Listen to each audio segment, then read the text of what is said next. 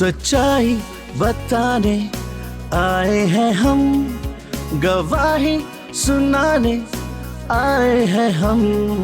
वो नेमतें सब बरकतें, वो रहमतें और मोहब्बतें हम पर हुई जो शफकतें, मेरे खुदा की सब कुर्बतें, वो सब बताने आए हैं हम, गवाही सुनाने आए हैं हम। खुदावंद यीशु मसीह के खूबसूरत और जलाली नाम में आप सबको हमारा सलाम। हम उम्मीद करते हैं कि आप खैरियत से हैं और खुदावंद में खुश हैं। मेरी गवाही के इस नए एपिसोड में एक नई गवाही के साथ आपकी खिदमत में हाजिर हैं। हमारी इन बाबरकत गवाहियों से आप बहुत बरकत पा रहे हैं और खुदा आपकी ज़िंदगी में जब अपने जलाल को ज़ाहिर करता है तो ज़रूर है कि हम उस गवाही को दूसरों के साथ शेयर करें ताकि वो उनके ईमान और बरकत का वसीला बन सकें। खुदावंद खुदा ने जब इस कायनात को तख्लीक किया तो उसकी तख्लीक में सबसे खूबसूरत चीज़ इंसान था, क्योंकि खुदावंद ने उसको अपनी शबी पर पैदा किया और खुदावंद ने उसको इसलिए बनाया ताकि वो उसकी रफ़ाकत में रहे। बाग़े अदन में ऐसा हुआ कि गुनाह के बायस खुदावंद की रफ़ाकत में इंसान ना रह सका और खुदा में और इंसान में दूरी आ गई। इस दूरी को मिटाने के लिए खुद हमारे खुदावंद यीशु मसीह ने सलीब पर अपनी जान दी और फिर से इंसान और खुदा को मिलाया। खुदावंद ने बहुत सी चीज़ों से हमें नवाजा है, इंसानों को हर एक चीज़ मुहैया की है, मगर कई बार यही चीज़ें उसको खुदा से दूर ले जाती हैं। वो बहुत मसरूफ़ हो जाता है, कहीं खोसा जाता है और खुदावंद से दूर हो जाता है। या फिर कई बार ऐसा भी होता है कि कोई गुनाह उसको खुदावंद से दूर कर देता है। ये इंसानी फितरत है कि इंसान दुनियावी कामों की वजह से खुदा से दूर हो जाता है और उतना टाइम उसे खुदा से दूर होने में नहीं लगता जितना टाइम उसे खुदा के पास वापस आने में लगता है। ऐसी ही एक गवाही लेकर हम आपकी खिदमत में हाजिर हुए हैं कि किस तरह से हम खुदा से दूर हो जाते हैं और किस तरह से हम खुदावंद के पास वापस आ सकते हैं।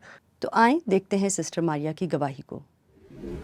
हमारी जो ज़िंदगी है वो एक बहुत बड़ी खुदा की ब्लेसिंग है और नेमत है, लेकिन हम अक्सर अपनी बहुत सारी बरक़ात और जो ब्लेसिंग्स होती हैं ज़िंदगी की, उनको फॉर ग्रांटेड लेते हैं। और इनमें से सबसे बड़ी जो खुदा ने हमें बरकत दी है वो एक ज़िंदगी की दी है, जिसकी हम अक्सर कदर नहीं करते।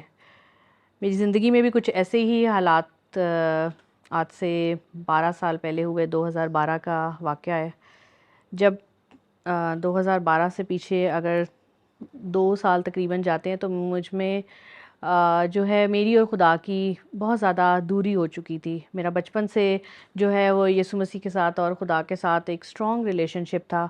एक चीज़ जो मैंने अडॉप्ट की जिसका मुझे एहसास 2012 से नहीं हुआ, और वो ये था कि जब भी टफ़ हालात होते थे मैं खुदा से एक ही चीज़ पूछती थी, बिसाइड ये कि मैं दुआ करती हूँ, मैं चर्च जाती हूँ, कि खुदावंद तूने मुझे क्यों पैदा किया है, मेरी ज़िंदगी का क्या मकसद है।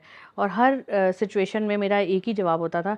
मारिया उस मरहले पर आ गई थी जहां उन्हें अपनी कैफियत का हल मौत नज़र आ रहा था।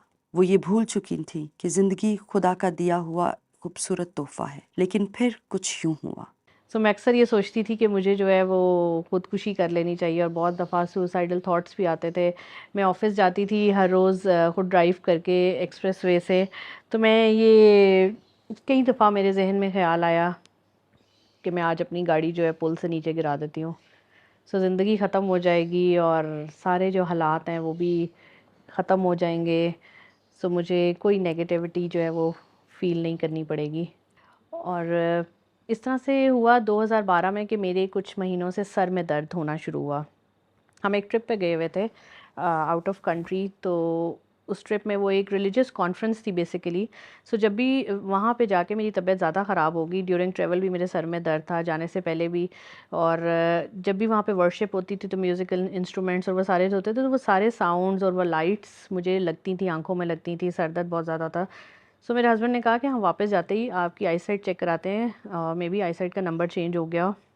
उन्होंने मुझे सपोर्ट किया। वापस हम आए तो हम डॉक्टर के पास गए, आई साइट वाले डॉक्टर को चेक कराया, उसने मुझे कुछ मेडिसिन वगैरह दी आई साइट में। कोई उसने कहा मेजर चेंज नहीं है, आप ग्लासेस नहीं बना लें। मैंने वो भी किया, लेकिन सर दर्द जो था वो ठीक नहीं होता था। फिर क्या हुआ कि तकरीबन 1 डेढ़ हफ़्ता गुजरा और सर दर्द जो था वो मज़ीद बढ़ता गया। सो एक दिन मेरे हस्बैंड मुझे इमरजेंसी में लेके गए। वो डॉक्टर बहुत अच्छे थे एक हॉस्पिटल में, और उन्होंने मुझे कहा कि आप ऐसा करें, अपना CT स्कैन करा लें। और जब मेरी सीटी स्कैन की रिपोर्ट आई तो उसमें डायग्नोज हुआ कि मुझे सेरेब्रल थ्रोम्बोसिस है और मेरी जगुलर वेन में, ब्रेन की वेन में और नेक वेन में ब्लड क्लॉट्स हैं। मुझे अभी तक ये नई बात पता चली थी, और क्योंकि मेरी तबीयत भी ज़्यादा ख़राब होना शुरू हो गई थी, मेरी मदर और मेरे हस्बैंड जो हैं वो मेरे साथ हॉस्पिटल में थे। रिपोर्ट आने पे वो भी बहुत ज़्यादा परेशान थे, उन्होंने मुझे बता दिया, लेकिन मुझे एक जो था वो यकीन नहीं आ रहा था, क्योंकि ऐसी बीमारी जो आपने पहले कभी नाम नहीं सुना होता, मुझे यही लग रहा था कि ये सिर्फ ब्रेन ट्यूमर ही की कोई फॉर्म है और शायद मुझे ब्रेन ट्यूमर हो चुका हुआ है। इसके बाद क्या हुआ कि नेक्स्ट डे मेरा एक और, बिकॉज़ मैं हॉस्पिटलाइज़ थी तो on and off different test हो रहे थे, अल्ट्रासाउंड, सीटी स्कैन्स और सारी चीज़ें चल रही थी। एक अल्ट्रासाउंड था, और जब अल्ट्रासाउंड की मैं अपनी वेटिंग लाइन में थी तो जो हॉस्पिटल की स्टाफ थी वो मुझे बुलाने आई, उन्होंने मेरा नाम लिया और उन्होंने मुझे बड़ा डायरेक्टली कह दिया कि आप उनको शायद कन्फ्यूजन होगी किसी और पेशेंट के साथ, उन्होंने मुझे कहा आप वही है ना जिसको ब्रेन ट्यूमर है। वो मोमेंट जो था वो मेरे लिए बिल्कुल लाइफ एंडिंग मोमेंट था, और मुझे ये लगा कि मुझे ब्रेन ट्यूमर है, लेकिन मेरे हस्बैंड और मेरी फैमिली जो है वो मुझे बता नहीं रही। मारिया शादी के बाद जिस चर्च में जाती थी, वहाँ वो खुद को खुदा के साथ कनेक्ट नहीं कर पा रही थी। वो दुआ नहीं कर सकती थी। वो महसूस कर सकती थी कि उनका खुदा के साथ फासला किस कदर बढ़ चुका है। मैंने अपने हस्बैंड से दोबारा पूछा कि क्या मुझे ब्रेन ट्यूमर है, उन्होंने कहा नहीं ऐसी कोई बात नहीं है, सिर्फ आपको जो है वो ब्लड क्लॉट्स हैं और आप ठीक हो जाएंगी। उन 8 से 10 दिनों में जो एक रात थी वो बहुत मुश्किल रात थी, और शायद वही जो रात थी वो मेरे लिए लाइफ टर्निंग पॉइंट था। उस रात जो है वो मुझे नींद नहीं आ रही थी, बहुत ज़्यादा हेवी डोज के बावजूद भी जो है मुझे नींद नहीं आ रही थी, लेकिन मैं आंखें बंद करके लेटी रही, और मेरे हस्बैंड और मेरी अम्मी मेरे साथ ही थे, वो समझे कि मैं सो गई हूँ, लेकिन मैं उस दिन सोई नहीं थी। और मेरे कान में मैंने एक आवाज़ सुनी,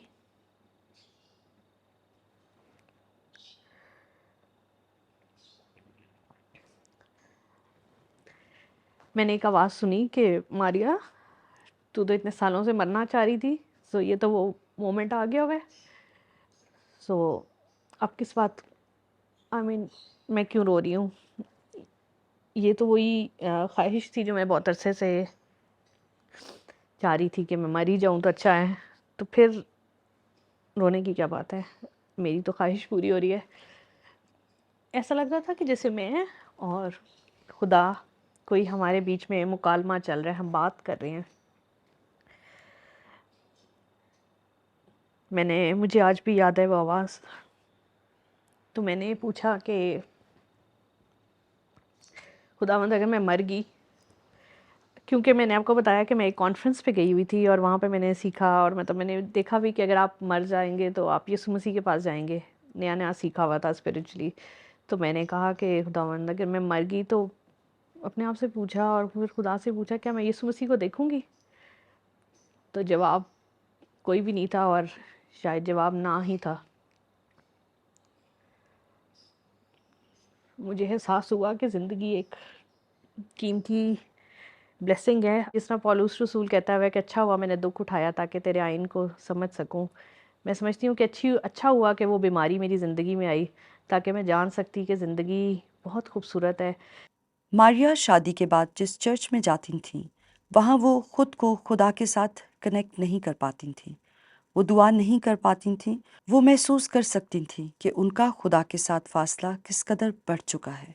लेकिन उसी चर्च में एक गीत गाया जाता था रेगुलरली, दुनिया की भीड़ में क्यों खो रहा, और जब भी वो गीत गाते थे वो एक पर्टिकुलरली वर्डिंग्स थी या लिरिक्स थे जो मुझे बहुत ज़्यादा अपनी तरफ खींचते थे, और कोई आवाज़ थी जो मुझे बुलाती थी, और उस आवाज़ का मुझे एहसास हॉस्पिटल के उस बेड पे हुआ कि खुदा मुझे बुलाना चाह रहा था, लेकिन मैं बहुत सारी नेगेटिविटीज़ में जो है खोई हुई थी।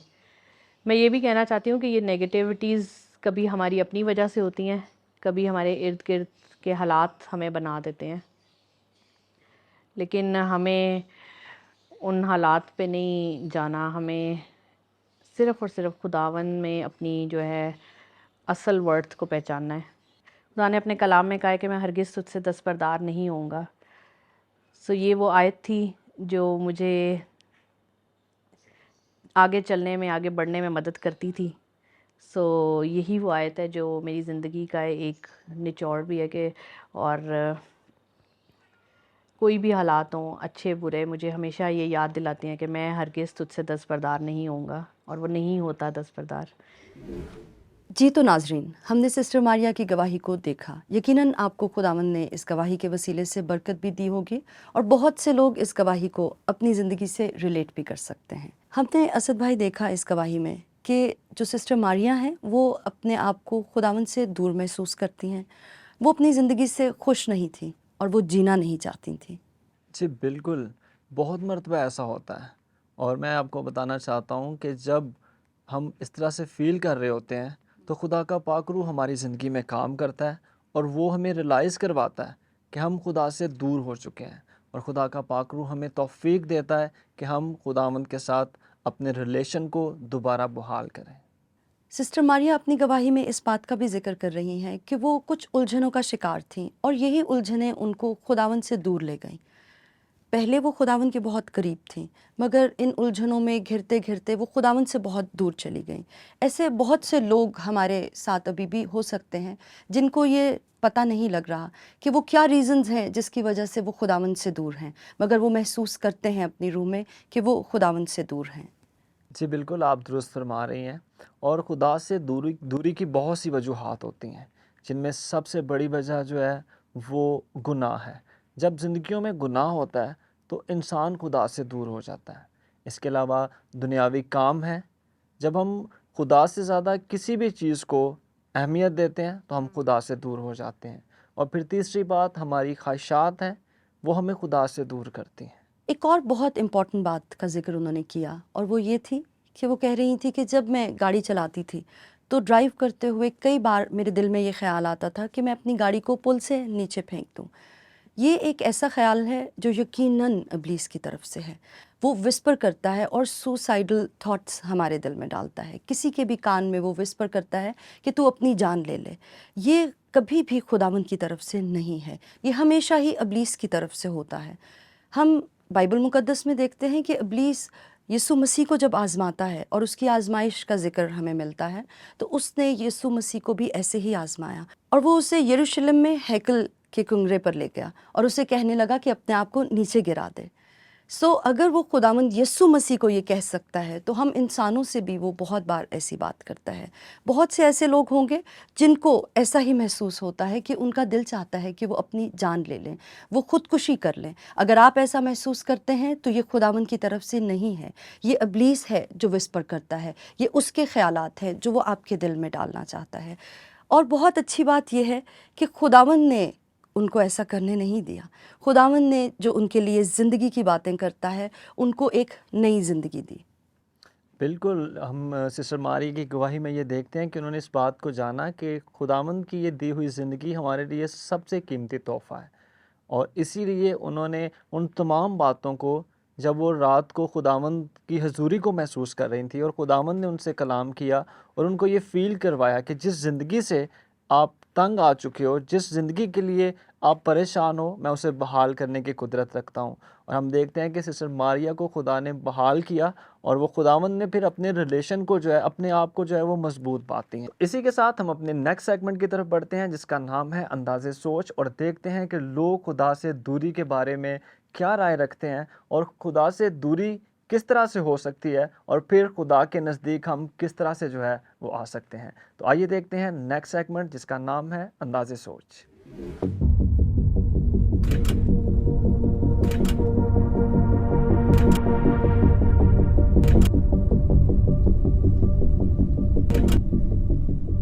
खुदा से दूरी यही है कि जब हम अपनी फ़िक्र में पड़ जाते हैं और खुदा के कलाम को छोड़ देते हैं पढ़ना और उसके घर जाना छोड़ देते हैं, तो इसको मैं समझता हूँ कि खुदा से हमारी दूरी हो जाती है। खुदा से दूरी, ये दुनिया की ख्वाहिशात, आज के टाइम में जो इंसान की बहुत सारी ख्वाहिशात हैं वो मैं खुदा से दूर करती हैं। जब हम गुनाह करते हैं हम बहुत सी ऐसी बातों में उलझ जाते हैं जिससे हम खुदा से दूर हो जाते हैं।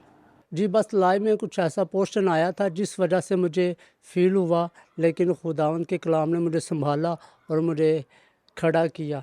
समटाइम हमारी ज़िंदगी में ऐसे सिचुएशंस आ जाती हैं, ऐसे हालात आ जाते हैं कि हम उस सिचुएशन को हैंडल नहीं कर पा रहे होते। हम समझते हैं कि खुदा भी हमारी मदद नहीं करेगा, हम खुदा से दूर हैं।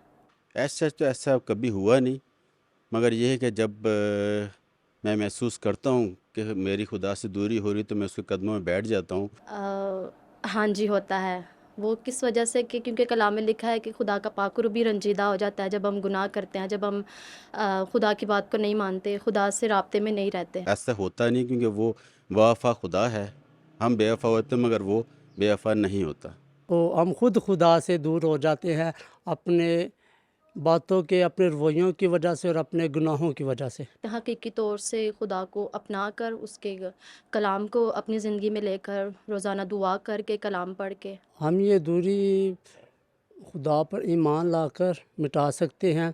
फिर हम उसके कदमों में बैठते हैं और उसके हज़ूर झुकते हैं, उससे गिरिया ज़ारियाँ करते हैं और अपने आंसू बहाते हैं और खुदा हमारी दुआ सुनता और कबूल करता है और फिर हमें महसूस करता है वो हमारे साथ साथ है। वेलकम बैक नाजरीन। हमने देखा कि किस तरह मुख्तलिफ लोग खुदावंद से दूरी के बारे में अपनी राय पेश कर रहे थे। उनका ख्याल है कि खुदावंद से दूरी गुनाह के बाइस हो सकती है। बहुत से लोगों ने ये कहा कि हम अपनी ज़िंदगी में जब बहुत मसरूफ़ हो जाते हैं तो हम अपने आप को खुदावंद से दूर पाते हैं। कुछ लोग ये भी कह रहे थे कि वो इसलिए खुदावंद से दूर हैं क्योंकि वो चर्च नहीं जाते, वो दुआ नहीं कर रहे और कलाम मुकद्दस को नहीं पढ़ रहे। खुदा से दूरी ये बहुत बड़ा ख़तरा है। बेहतर है कि हम अपने आप को खुदावंद की कुर्बत में ले आएं। अगर हम दाऊद की बात करें तो दाऊद को खुदा से दूरी के ख़तरात का पता था, इसलिए वो बार बार खुदा के हजूर दुआ करता है कि खुदावंद मुझे बहाल कर, क्योंकि मैं तेरी कुर्बत में, तेरी हजूरी में रहना चाहता हूँ। क्योंकि जब हम खुदा के नज़दीक रहेंगे तो गुनाह से दूर रहेंगे, लेकिन जब हम गुनाह में रहेंगे तो फिर खुदा से दूर रहेंगे। तो मैं चाहता हूँ कि आप उन तमाम लोगों के लिए जो दुनियावी कामों की वजह से, दुनियावी सोचों की वजह से खुदा से दूर हैं, उनके लिए दुआ करें। खुदावंद, हम दोनों मुत्तफ़िक होकर तेरे हजूर में आते हैं और उन तमाम लोगों के लिए हम दुआ करते हैं जो तुझसे दूर जा चुके हैं। बेशक तूने हर एक से मोहब्बत रखी है, तूने हर एक इंसान को अपने लिए पैदा किया है और वो कुर्बानी जो तेरे बेटे यीशु मसीह ने दी है हम उसको याद करते हैं। और ऐ खुदावंद खुदा, हम ये जानते हैं कि तूने एक बड़ी कुर्बानी दी है, तूने यीशु अपना लहू बहाया है इन तमाम लोगों के लिए। वो लोग जो किसी भी बाइस गुनाह की वजह से या अपनी मसरूफियात की वजह से तुझसे दूर हो चुके हैं, हम उनके लिए दुआ करते हैं कि ऐ खुदावंद तू उनको वापस लौटा कर ले आ। ऐ खुदा, तू अपने लोगों को वसीला बना कि वो उनकी ज़िंदगी में एक नया काम कर सकें। हम ऐसे तमाम लोगों के लिए तुझसे बरकत मांगते हैं और वो लोग जो हमें देख रहे हैं, अगर उनमें से कोई ऐसा है तो ऐ खुदा तू अभी उसको छू और उसके दिल में ऐ खुदावंद इस बात को डाल कि वो अपनी ज़िंदगी तुझे दे और तेरे साथ उसी वफ़ादारी के साथ चले जैसे जब उसने नजात पाई थी तो वो तेरे साथ चल रहे थे। हम इन तमाम लोगों के लिए और अपने देखने वालों के लिए तेरे नाम से बरकत को मांगते हैं, यीशु मसीह के नाम में, आमीन। हमारा ईमान है कि आज की इस एपिसोड से आपका ईमान बढ़ा है और अगर आपके जहन में भी कोई ऐसी बातें थीं या खुदावंद से दूर थे तो आज खुदावंद ने आपसे बात की है। अगर आपके पास भी कोई ऐसी गवाही है जो आप हमारे साथ शेयर करना चाहते हैं तो आप हमारे पाक 7 के फेसबुक पेज पर हमारे साथ शेयर कर सकते हैं ताकि हम आपकी गवाही को अपने प्रोग्राम का हिस्सा बनाएं। सो इसी के साथ मुझे और सिस्टर सना को दें इजाज़त। फिर मिलेंगे एक नए एपिसोड में एक नई गवाही के साथ। तब तक के लिए खुदा हाफिज़।